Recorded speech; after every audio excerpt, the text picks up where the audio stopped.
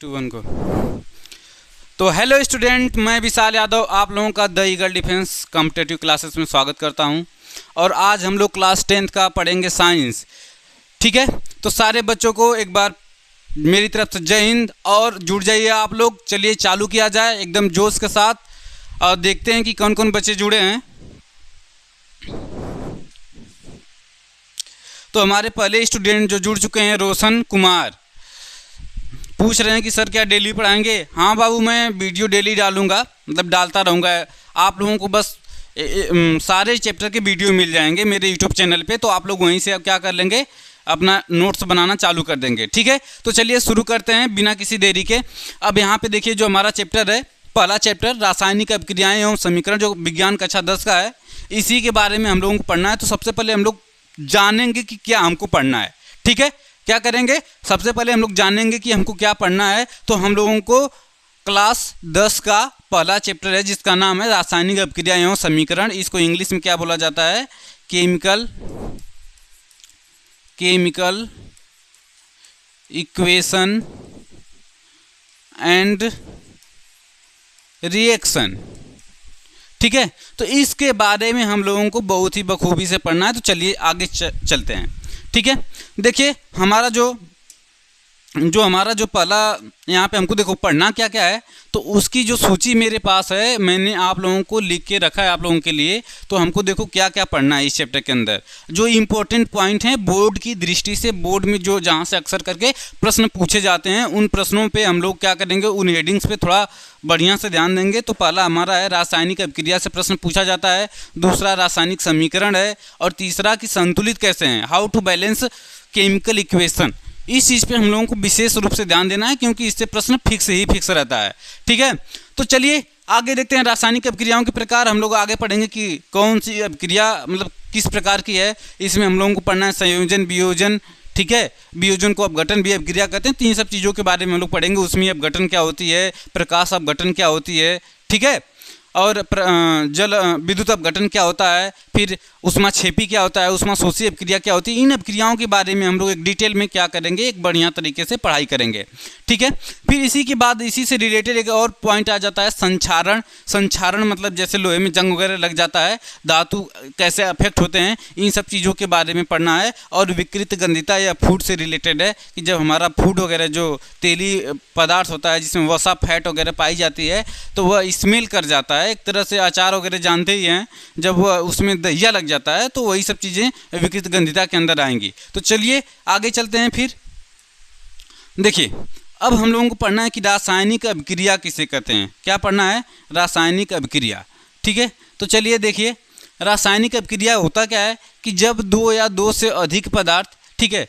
अच्छा, रासायनिक अभिक्रिया से पहले मैं एक चीज़ और आप लोगों को सिखाना चाहूँगा। इसको थोड़ा सा इधर कर लेते हैं हम लोग। ठीक है, इसको इधर कर लेते हैं। रासायनिक अभिक्रिया से पहले हम लोग सीखेंगे कि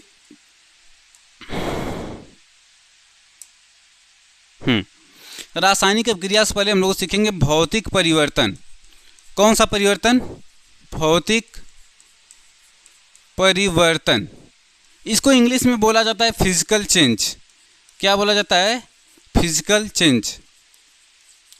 अब देखो रासायनिक अभिक्रिया से जानने से पहले हम लोगों को सीखना है कि केमिस्ट्री में कौन सी अभिक्रिया कैसे होती है, कौन सा बदलाव होता है तो रासायनिक अभिक्रिया होगी, कौन सा बदलाव नहीं होगा तो वह रासायनिक अभिक्रिया नहीं होगी। तो इन सब चीज़ों के बारे में पढ़ने से पहले हम लोगों को चेंज पढ़ना है कि फिजिकल चेंज क्या होता है। तो एक ऐसा बदलाव, एक ऐसा परिवर्तन जिसमें किसी भी पदार्थ का जो रासायनिक संगठन होता है जिससे वह मिल के बना होता है वह नहीं बदलता है, उसको हम क्या कहते हैं, उसी को कहेंगे भौतिक परिवर्तन। तो एक ऐसा परिवर्तन जिसमें क्या होता है कि कोई भी पदार्थ जिसका रासायनिक संगठन अर्थात वह जिससे मिलके बना हुआ है उसमें कोई बदलाव नहीं आता है, उसे हम कहते हैं भौतिक परिवर्तन। भौतिक परिवर्तन में देखो, जैसे हम आप लोगों को बता दें कि भौतिक परिवर्तन में जैसे बल्ब है, तो बल्ब जब जलता है, बुझता है, तो यह फिजिकल चेंज का एग्जाम्पल है। किसका है, फिजिकल। तो भौतिक एग्जाम्पल, भौतिक परिवर्तन में हम लोगों को एग्जाम्पल लिखना होगा, तो हम लोग लिखेंगे कि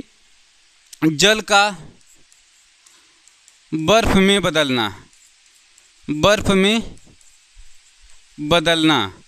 ठीक है, और एक दूसरा परिवर्तन मैं लिख रहा हूँ कि बल्ब का, विद्युत बल्ब का प्रकाशित होना, प्रकाशित होना और बुझना। ठीक है बच्चे, तो जो भौतिक परिवर्तन होता है इसमें क्या होता है कि बल्ब प्रकाशित होगा और बुझेगा, तो यह भौतिक परिवर्तन है। भौतिक परिवर्तन में एक बात खास रखनी होती है कि भौतिक परिवर्तन में कोई नया पदार्थ का, कोई नया पदार्थ का निर्माण नहीं होता है। भौतिक परिवर्तन में कोई नया पदार्थ का निर्माण नहीं होता है। ठीक है, तो इसको आप लोग नोट डाउन कर लीजिए।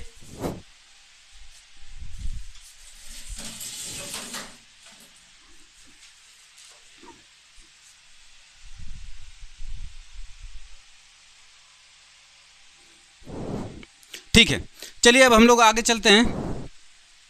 अब हम लोग पढ़ेंगे रासायनिक परिवर्तन। कौन सा परिवर्तन? रासायनिक परिवर्तन। तो देखिए रासायनिक परिवर्तन क्या होता है। रासायनिक परिवर्तन, ठीक है, रासायनिक परिवर्तन, ठीक है, इसको इंग्लिश में क्या बोला जाता है? Chemical change. क्या बोला जाता है? Chemical change. ठीक है, इसको हम लोग क्या बोलेंगे? Chemical change, chemical change. ठीक है, इसको इंग्लिश में क्या बोलते हैं? Chemical change. तो देखिए जो केमिकल चेंज होता है, ध्यान सुनिएगा, केमिकल चेंज। तो केमिकल चेंज में क्या होता है कि जब किसी पदार्थ के रासायनिक पदार्थ के गुणों के साथ साथ उसके संगठन में भी परिवर्तन होता है, तो उसे हम क्या कहते हैं? रासायनिक परिवर्तन कहते हैं। तो हम लोग लिखेंगे कि जब किसी पदार्थ के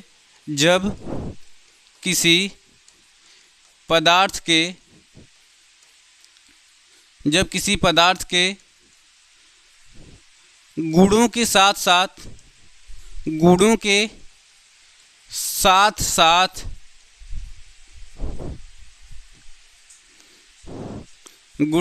साथ रासायनिक संगठन में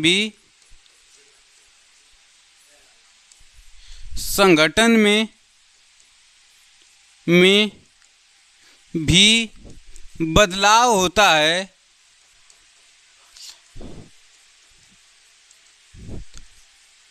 उसे रासायनिक परिवर्तन कहते हैं। कौन सा परिवर्तन कहेंगे बाबू? तो उसे हम लोग रासायनिक परिवर्तन कहेंगे।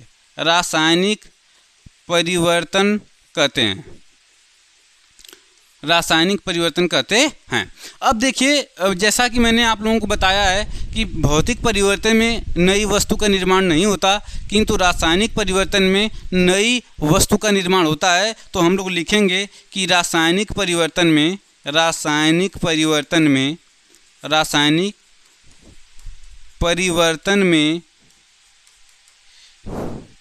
नई पदार्थ का निर्माण होता है, पदार्थ का निर्माण होता है। अब एक चीज़ मैं और आप लोगों को बताना चाहूँगा कि जो भौतिक परिवर्तन होता है और रासायनिक परिवर्तन, तो भौतिक परिवर्तन को पुनः वापस उसी अवस्था में पाया जा सकता है, मगर रासायनिक परिवर्तन को पुनः हम वापस उसी अवस्था में नहीं पा सकते हैं। जैसे में देखिए अगर मैं इस एग्जाम्पल की बात करूं, तो जैसे कागज़ है, कागज़ को हम जला दें, कागज़ का जलना, तो कागज़ जब जलेगा तो हमको क्या क्या प्राप्त होगा? तो कागज़ जलेगा तो हमको राख और कार्बन डाइऑक्साइड प्राप्त होगी। क्या प्राप्त होगी? राख और कार्बन डाइऑक्साइड प्राप्त होगी। तो क्या हम उस राख से फिर से कागज़ बना सकते हैं? रिवर्स कर सकते हैं क्या? रिवर्स प्रोसेस कर सकते हैं? तो हम लोग ऐसा नहीं कर सकते। तो बच्चों ध्यान सुनिएगा, जो रासायनिक परिवर्तन होता है इसको हम पुनः वापस उसी अवस्था में नहीं बदल सकते। ठीक है, तो जितने भी रासायनिक परिवर्तन होंगे, जैसे रासायनिक परिवर्तन के उदाहरण में दे रहा हूँ कि लोहे में जंग लगना, लोहे में जंग लगना। तो अब जैसे कोई भी लोहा है, उसमें अगर जंग लग रहा है तो अब जंग से फिर से लोहा तो प्राप्त हो नहीं सकता। तो इसीलिए क्या हो गया? यह रासायनिक परिवर्तन हो गया। रासायनिक परिवर्तन का एक और एग्जाम्पल है कि दूध से दही बनना, दूध से दही बनना। आप लोग बताइए, क्या दही से फिर से दूध बन सकता है? तो नहीं होता है। जैसा कि हमारे एक होनहार स्टूडेंट हैं, इनका नाम है मौर्य जी बहुत बढ़िया कमेंट कर रहे हैं कि सर दूध से हम दही बना लेंगे, दही से दूध भी बना लेंगे। क्या ऐसा संभव है? आप लोग बताइए। कमेंट में। चलिए, तो दही से दूध कभी नहीं बनता, दूध से दही बनेगा, दही से मट्ठा बन जाएगा। ठीक है, हो सकता है उस मट्ठे को ही वो दूध कह रहे हो, बिल्ली वाली हाल हो जाए। ठीक है, तो चलिए देखते हैं कि जो दूध से दही बनेगा यह कौन सा परिवर्तन होगा, रासायनिक परिवर्तन होगा। तो देखिए, दूध से दही बनना कौन सा परिवर्तन हो गया, रासायनिक परिवर्तन। तो ऐसे परिवर्तन जिनको हम पुनः वापस रिसाइकल नहीं कर सकते, रिसाइकल करके उसको फिर से वही पदार्थ का निर्माण नहीं कर सकते, उसे हम कहते हैं रासायनिक परिवर्तन। अगर मैं एक और एग्जाम्पल दूँ भौतिक परिवर्तन रासायनिक परिवर्तन में उदाहरण का, तो जैसे अगर मैं एक प्लास्टिक का डिब्बा ले लेता हूँ, क्या ले लूँ, प्लास्टिक का डिब्बा ले लूँ, और उस पर दोनों तरफ से एक मैं डिब्बा ले ही लेता हूँ। ठीक है, जैसा कि देखिए मेरे पास थम्सअप का एक प्लास्टिक का डिब्बा है। ठीक है, तो इसके मैं अवस्था में परिवर्तन करूंगा। तो देखो, इसकी भौतिक अवस्था में मैंने ऐसे इसका परिवर्तन कर दिया, इसमें आ गया परिवर्तन, मगर मैं इसको फिर से हवा दूंगा और यह क्या हो जाएगा, पहले वाले अवस्था में आ जाएगा। जैसे देखिए, पहले वाले अवस्था में आ गया, तो यह कौन सा परिवर्तन था, यह भौतिक परिवर्तन था। कौन सा परिवर्तन था, भौतिक परिवर्तन। मगर हम किसी वस्तु को अगर जला दें, अगर इसी डब्बे को मैं जला दूं, जलाने के बाद क्या फिर से मुझे यह डिब्बा प्राप्त हो जाएगा, तो नहीं, यह नहीं प्राप्त होगा। तो इसलिए यह कौन सा परिवर्तन था, यह भौतिक परिवर्तन था, जो जिसको हम पुनः वापस फिर से पा लिए। और जब पुनः वापस फिर से नहीं पा पाएंगे तो वह कौन सा परिवर्तन हो जाएगा, रासायनिक परिवर्तन हो जाएगा। ठीक है, ओके, आगे बढ़ें। तो आप लोग जल्दी से कमेंट में बता दीजिए आगे चला जाए कि नहीं चला जाए।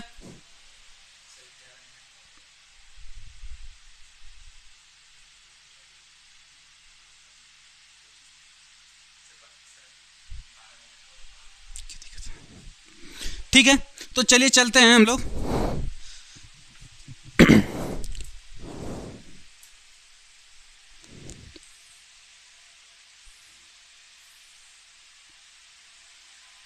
हाँ,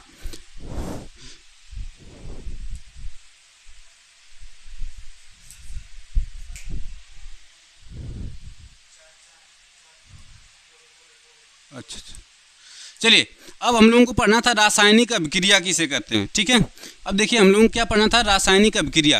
तो जैसा कि रासायनिक अभिक्रिया वह अभिक्रिया है जिसके द्वारा दो या दो से अधिक पदार्थों का निर्माण होता है, और दोनों पदार्थ क्या होते हैं कि, अच्छा इसको हम बड़ा कर देते हैं, थोड़ा सा देख लीजिएगा, फिर छोटा कर देंगे। देखिए, जो एक मिनट, इसको इधर कर दिया जाए। हाँ, ठीक है, देखिए रासायनिक अभिक्रिया वह अभिक्रिया है जिसके द्वारा दो या दो से अधिक पदार्थ एक दूसरे से अलग अलग गुणों के साथ नए पदार्थ के लिए अभिक्रिया करते हैं। अर्थात मैं अपने भाषा में थोड़ा सा स्टूडेंट को समझने के लिए आसान होगी, तो रासायनिक अभिक्रिया इसको हम बोलते हैं केमिकल रिएक्शन। क्या बोलते हैं, रासायनिक अभिक्रिया को बोलेंगे केमिकल। ठीक है, रासायनिक अभिक्रिया, रासायनिक अभिक्रिया। देखिए, एक बात मैं स्टूडेंट्स को कहना चाहूँगा कि जिन स्टूडेंट्स को लगता है कि उनको बना बनाया नोट्स मिल जाए, स्क्रीनशॉट ले लेंगे तो मतलब उससे काफ़ी फ़ायदा होगा, तो ऐसे फ़ायदा नहीं होता है बाबू। अगर आपको सफलता चाहिए तो उस प्रोसेस से गुजरना पड़ता है। अगर जो मैं चीज़ें पढ़ा रहा हूँ उसको आप लोग कॉपी पे नोट डाउन करते जाएंगे साथ में, तब आपके दिमाग में ये चीज़ें एकदम छपती जाएंगी। अगर आप चाहें बस स्क्रीनशॉट से काम चल जाए तो ऐसा नहीं होता है, मगर फिर भी मैं आप लोगों को स्क्रीनशॉट लेने का टाइम दे दिया करूँगा। आप लोग स्क्रीनशॉट भी ले लिया करिए और उसको नोट्स भी बनाते चलिए साथ साथ में, तो और अच्छा रहेगा। ठीक है, तो चलिए चलते हैं। रासायनिक अभिक्रिया क्या होती है, इसको इंग्लिश में क्या बोला जाता है रासायनिक अभिक्रिया को, तो चलिए ध्यान सुनिएगा। रासायनिक अभिक्रिया को इंग्लिश में बोला जाता है केमिकल रिएक्शन। ठीक है, केमिकल रिएक्शन। कोई पूछे केमिकल रिएक्शन क्या होता है, तो हम कहेंगे कि जब दो या दो से अधिक पदार्थ आपस में मिलते हैं और मिल के एक नया पदार्थ का निर्माण करते हैं, जो कि शुरू वाले पदार्थों से उसका जो गुण होता है सब कुछ क्या हो अलग होता है, तो उसे हम कहते हैं रासायनिक अभिक्रिया। रासायनिक अभिक्रिया में जैसे मैं कहूँ कि यहाँ पे देखिएगा, एक पदार्थ ए है और दूसरा पदार्थ बी है, ये दोनों आपस में मिल के एक सी पदार्थ का निर्माण करते हैं। किसका निर्माण करते हैं, सी पदार्थ का निर्माण करते हैं।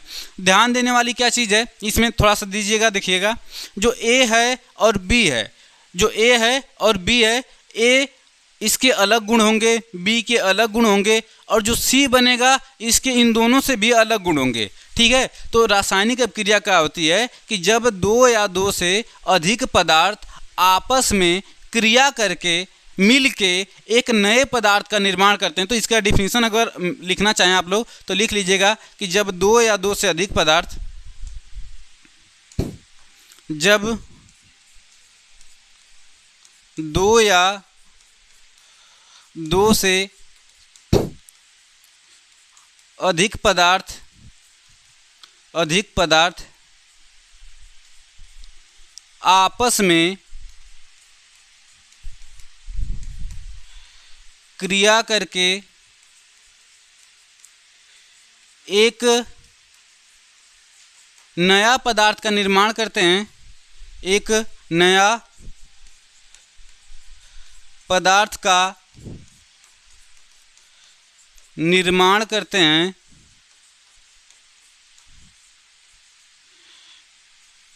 तो उसे रासायनिक अभिक्रिया कहते हैं। तो उसे क्या कहते हैं? रासायनिक अभिक्रिया कहते हैं। इसको एक बार आप लोग नोट डाउन कर लीजिए, ठीक है। मैं इसका एक एग्जांपल लेने वाला हूँ। देखिए बहुत छोटा सा एग्जांपल है। यहाँ पे एक H2 है और यहाँ पे क्या है O2 और गिव्स दैट क्या हो जाएगा H2O।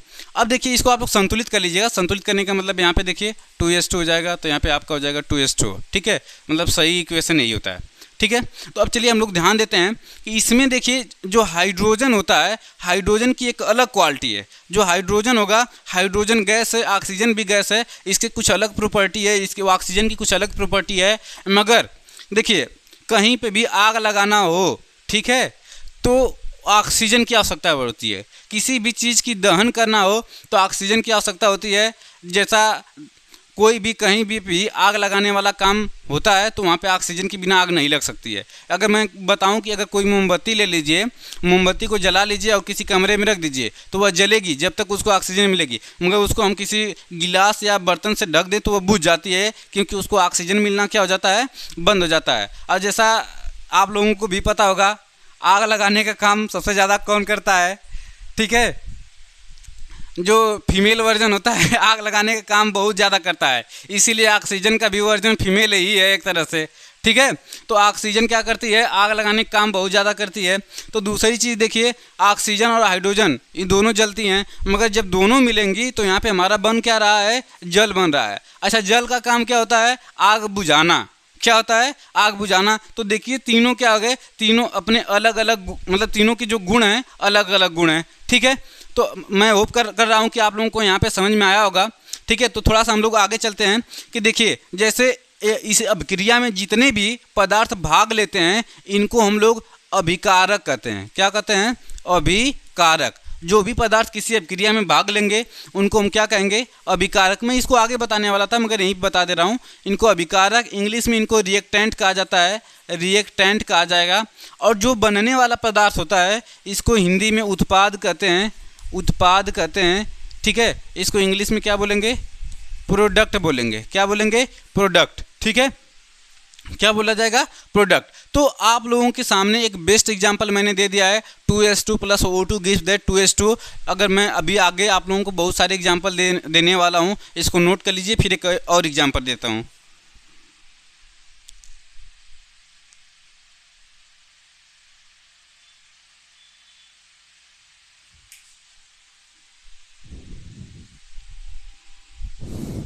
चलिए मैं एक और एग्जांपल दूं, देखिएगा।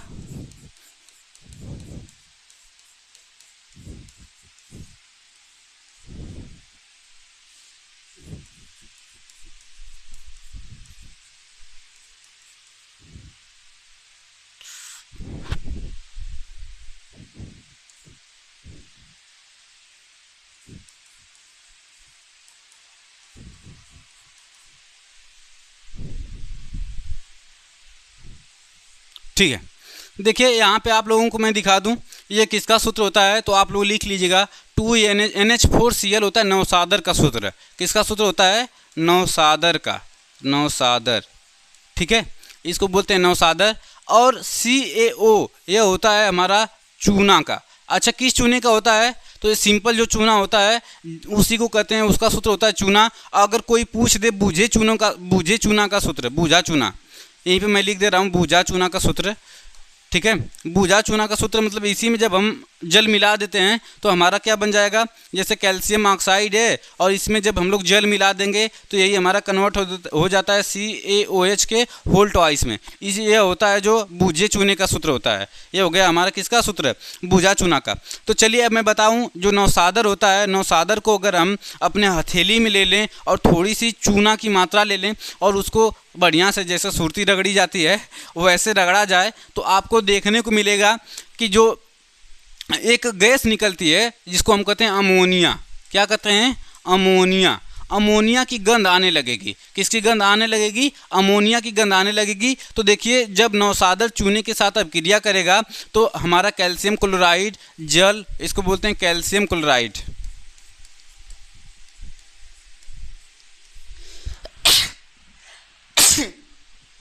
कैल्शियम क्लोराइड, और यहाँ पे क्या है? जल है। तो इतने जो इधर वाले पदार्थ होते हैं इनको हम लोग क्या बोलेंगे? फिर से आप लोग बताइएगा। ये हो गए हमारे क्या? प्रोडक्ट हो गए। क्या हो गए? प्रोडक्ट। और ये जो हैं ये रिएक्टेंट हैं। क्या हैं? रिएक्टेंट। ठीक है, तो इसको भी आप लोग नोट कर लीजिए, फिर हम लोग आगे चलें।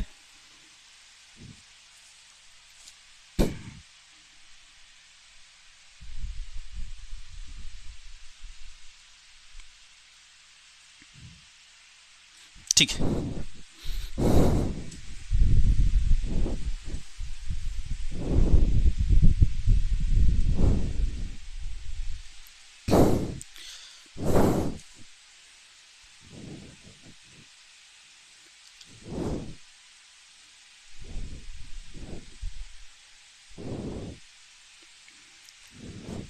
देखिए रासायनिक अभिक्रिया की पहचान कैसे होगी, इस चीज़ को हम लोगों को देखना है। रासायनिक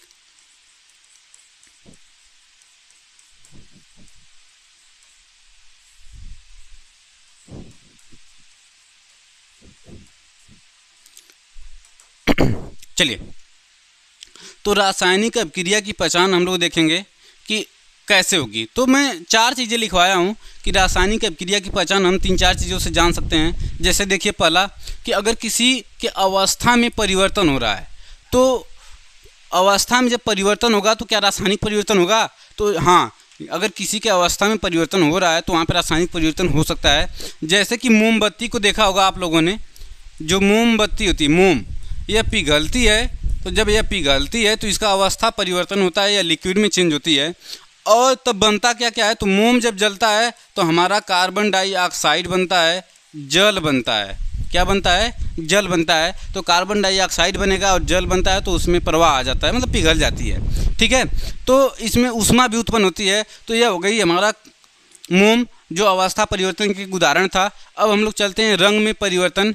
ठीक है, रंग में परिवर्तन, गैस का उत्सर्जन, तापमान में परिवर्तन।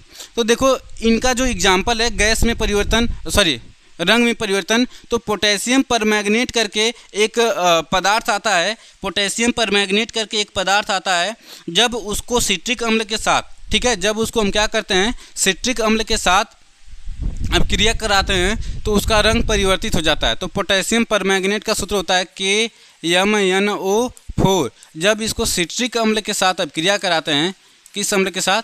सिट्रिक अम्ल के साथ। किसके साथ? सिट्रिक अम्ल के साथ जब अभिक्रिया कराएंगे तो इसका जो होता है रंग परिवर्तित हो जाता है। क्या हो जाता है? रंग परिवर्तित हो जाता है। तो जो यह अभी क्या होगी? एक रासायनिक परिवर्तन है, गैस का निकलना। तो जैसे देखिए गैस का निकलना, अगर मैं एक बात करूं कि H2O जो पानी होता है, इसका जब हम लोग विद्युत वियोजन करते हैं तो यह H2 + O2 गैस के रूप में निकल जाता है। ठीक है, दोनों गैस के रूप में क्या होते हैं? परिवर्तित हो जाते हैं। अगर इसका एग्जाम्पल आप लोग नहीं लेना चाहते तो मैं आप लोगों को एक और बता दूं कि जैसे जिंक हो गया और H2SO4। H2SO4 किसका सूत्र होता है? कमेंट बॉक्स में बताएं। तो H2SO4 देखिए तेजाब या सल्फ्यूरिक एसिड का सूत्र होता है। H2SO4 सल्फ्यूरिक अम्ल का सूत्र होता है और यह जिंक है। जब यह दोनों अभिक्रिया करते हैं तो ZnSO4 बनेगा और हमारा एक हाइड्रोजन गैस निकलना चालू हो जाएगा यहाँ से। तो हाइड्रोजन गैस जब निकलना चालू होगा, ठीक है, देखिए यहाँ पे हाइड्रोजन गैस निकलना क्या हो रहा है, चालू हो जा रहा है। तो ये अभी गैस का निकलना मतलब रासायनिक अभिक्रिया है, हम जान जाएंगे रासायनिक। अब आते हैं तापमान में परिवर्तन। तो तापमान में परिवर्तन का जो बेस्ट एग्जाम्पल है, आप लोगों ने देखा होगा कि जो चूना होता है CaO, इसमें क्या कर देंगे, पानी जब हम मिला देते हैं तो इसमें से ऊष्मा निकलती है। क्या निकलती है, ऊष्मा निकलती है, अर्थात इसका जो टेम्परेचर होता है बदलना चालू हो जाता है। ठीक है, इसका टेम्परेचर क्या हो जाता है, बदलना चालू हो जाएगा। तो हम कहेंगे कि तापमान में परिवर्तन से, अब यहाँ पे देखिए जैसे ही ऊष्मा परिवर्तन होगा तो यहाँ पे हमारा बूझा चूना बनता है। तो जब तापमान में चेंज होता है तो वहाँ पे भी रासायनिक परिवर्तन होता है, रासायनिक अभिक्रिया होती है। तो रासायनिक अभिक्रिया पहचान करने के लिए 4 बेसिक चीज़ें थी: अवस्था में परिवर्तन, रंग में परिवर्तन, गैस का निकलना या उत्सर्जन, तापमान में परिवर्तन। तो चलिए अब हम लोग, अच्छा इसका स्क्रीनशॉट लेना चाहे तो ले लीजिए, फिर हम लोग आगे चलते हैं।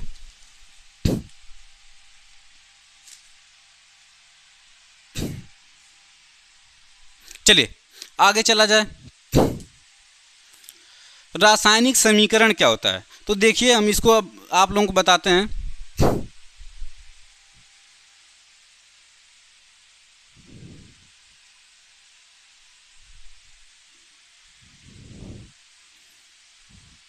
चलिए देखिए, यहाँ पे आप लोग देख रहे होंगे कि जैसे कोई भी अभिक्रिया होती है तो अभिक्रिया में जैसे यहाँ पे लिखा होगा कि मैग्नीशियम लिखा हुआ है, ऑक्सीजन लिखा हुआ है और मैग्नीशियम ऑक्साइड लिखा हुआ है। क्या लिखा हुआ है, मैग्नीशियम, ऑक्सीजन और मैग्नीशियम ऑक्साइड। तो इन्हीं को अगर किसी भी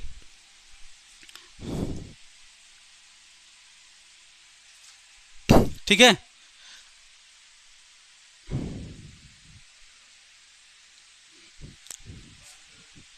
ठीक है,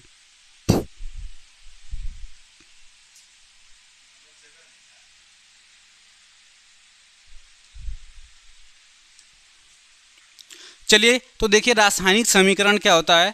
तो रासायनिक समीकरण मतलब जैसे यहाँ पे देखिए कि लिखा हुआ है मैग्नीशियम, क्या लिखा हुआ है, मैग्नीशियम, ऑक्सीजन और मैग्नीशियम ऑक्साइड।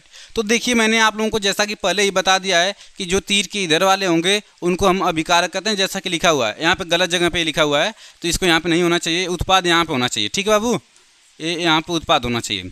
तो देखिए कि यहाँ पे देखेंगे कि जो अभिकारक होते हैं एक तरफ तीर के लिखे जाते हैं और उत्पाद तीर के सिरे की तरफ लिखे जाते हैं। तो इन्हीं अभिकारक और उत्पाद को जब हम इनके मतलब इनके सूत्रों द्वारा, प्रतीकों द्वारा जब लिख के दर्शाते हैं तो उसी को हम क्या कहते हैं, रासायनिक समीकरण कहते हैं। जैसे मैग्नीशियम है तो मैग्नीशियम का सूत्र होता है Mg और ऑक्सीजन का सूत्र होता है O2।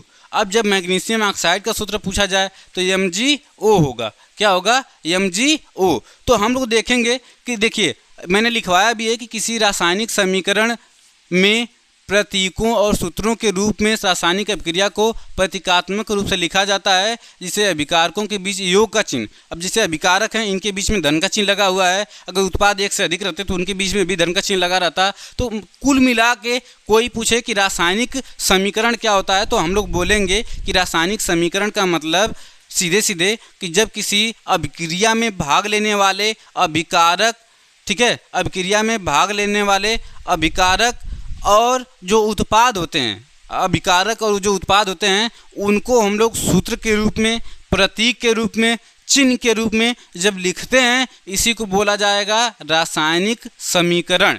एक बार फिर से देखिएगा, जैसे कि यहाँ पे जो ये रिएक्शन है अभी संतुलित नहीं है, यहाँ पे Mg है, O2 है, तो यहाँ पे हम 2Mg लिखेंगे तो यहाँ हमारा क्या हो जाएगा, 2MgO। एक बात मैं कहना चाहूँगा कि हम क्या इसको ऐसे भी तो लिख सकते थे, Mg एक लिख दिया और एक ऑक्सीजन लिख दिया और यहाँ पे MgO लिख दिया, तो नहीं, यह हमारा हो जाएगा गलत, क्योंकि जो भी गैसें होती हैं हमेशा गैस अणु के रूप में मिलती हैं। 2 परमाणु गैसों के मिलके एक अणु बनाता है। तो जैसा कि आप लोग किसी भी रिएक्शन में देखेंगे तो हाइड्रोजन गैस H2 के रूप में लिखा जाएगा, ऑक्सीजन O2 के रूप में लिखा जाएगा, Cl2 Cl के रूप में Cl2 के रूप में लिखा जाएगा, अकेले नहीं लिखी जाती। ठीक है, तो इस बात का ध्यान रखिएगा कि अगर मैं कहीं पे ऐसे लिखूं Mg + O2 लिख दिया था, जैसे Mg + O2 और यहाँ पे मैंने लिख दिया था 2MgO या MgO मैंने लिख दिया था, क्या लिख दिया था, MgO, तो इसका मतलब यह नहीं है कि यह रिएक्शन गलत है। इस रिएक्शन में देखो गैस हमेशा अणु के रूप में आएगी।